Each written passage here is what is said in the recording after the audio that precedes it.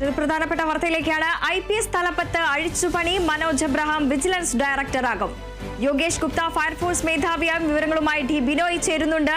Binoy, IPS തലപ്പത്തെ അഴിച്ചുപണിയിൽ Manoj Abraham vigilance ഡയറക്ടറാകും. യോഗേഷ് ഗുപ്ത ഫയർഫോഴ്സ് മേധാവിയാകും. മറ്റ് വകുപ്പുകൾ, വിവരങ്ങൾ. സംസ്ഥാന DGP വിരമിക്കാൻ ദിവസങ്ങൾ മാത്രം ബാക്കി നിൽക്കുകയാണ്. ഇപ്പോൾ IPS തലപ്പത്ത് വലിയ തരത്തിലുള്ള ഒരു അഴിച്ചുപണി നടത്തിയിരിക്കുന്നത്. പ്രത്യേകിച്ചും ഒരു പ്രത്യേക തസ്തിക തന്നെ സൃഷ്ടിച്ചുകൊണ്ട് DGP MR അജിത് കുമാറിനെ എക്സൈസ് കമ്മീഷണറായി നിയമിച്ചിരിക്കുന്നു എന്നുള്ളതാണ് എടുത്തു പറയേണ്ട പ്രധാനപ്പെട്ട കാര്യം. ഒപ്പം നേരത്തെ വിജിലൻസ് ആൻഡ് ആന്റി കറപ്ഷൻ ബ്യൂറോയുടെ ചുമതലയുണ്ടായിരുന്ന ഡയറക്ടർ ജനറൽ ആയിരുന്ന യോഗേഷ് ഗുപ്തയെ അവിടെ നിന്ന് മാറ്റിയിട്ടുണ്ട്. അദ്ദേഹത്തിന് ഫയർ ആൻഡ് റെസ്ക്യൂവിന്റെ ചുമതലയാണ് നൽകിയിരിക്കുന്നത്.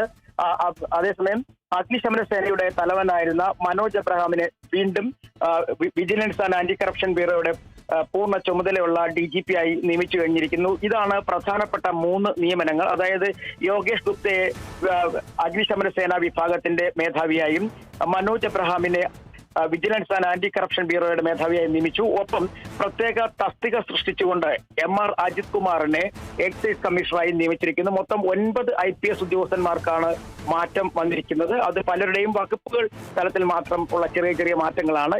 ഇനിയും മാറ്റങ്ങൾ പ്രതീക്ഷിക്കുന്നു. ഇതിൽ പ്രധാനമായി എടുത്തു പറയേണ്ടത് ബൽറാം കുമാർ ഉപാധ്യായാണ്.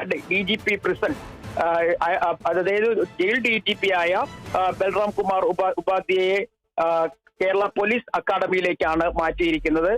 അങ്ങനെ ചില മാറ്റങ്ങൾ കൂടി വന്നിട്ടുണ്ട്. 9 IPS ഉദ്യോഗസ്ഥന്മാരെയാണ് ഇപ്പോൾ മാറ്റിയിരിക്കുന്നത്. അതിൽ 2 എസ്കേഡർ, അതായത് 2 പ്രത്യേക തസ്തികകൾ സൃഷ്ടിച്ചുകൊണ്ടാണ് MR അജിത് കുമാറിന് എക്സൈസ് കമ്മീഷണറായി നിയമനം നൽകിയിട്ടുള്ളത്. ശരി ബിന.